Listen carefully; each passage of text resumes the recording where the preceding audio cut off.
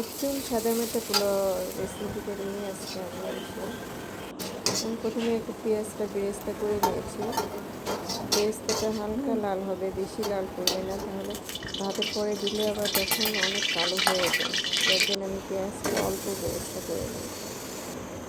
এরপরে যে আমি একটা কড়াইতে তেল দিয়ে আরেকটু পেঁয়াজ মরিচ ভেজে নিলাম।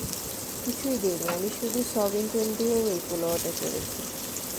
তারপরে মশলা দিলাম গরম মশলা আর দারচিনি, সঙ্গে আমি কিশমিশটা পছন্দ করি পোলাওর সাথে, এই জন্য আমি কিশমিশটাই দিলাম। দিয়ে আমি চালটা অনেকক্ষণ ভিজিয়ে রাখছিলাম, ভিজিয়ে রেখে তারপরে ধুয়ে তারপরে দিয়ে দিলাম।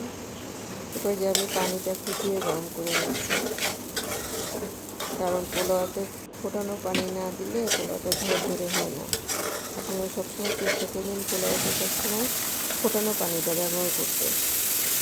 আমি পরিমাণ মতোই পানি দিয়েছি। আমি 1.5 পট চাল নিয়েছিলাম, সেক্ষেত্রে আমি 3 পটের একটু বেশি পানি দিয়েছি। চালটা একটু সিদ্ধ হয় না হলে একটু শক্ত থেকে যায়। ঢেকে দিয়েছিলাম। তারপরে ঢাকনাটা তুলে দেখি এখনও পানি আছে, তাই আমি আর একবারও ঢেকে দিলাম। এখন আর পানি ছিল না। পরে আমি একটু বেরেস্তা দিয়ে চালটা মিশিয়ে দিছি। মিশিয়ে দিয়ে ঢেকে দেওয়ার পরে তারপর আবার আর একবার বেরেস্তা দিয়ে ঢেকে দিলাম।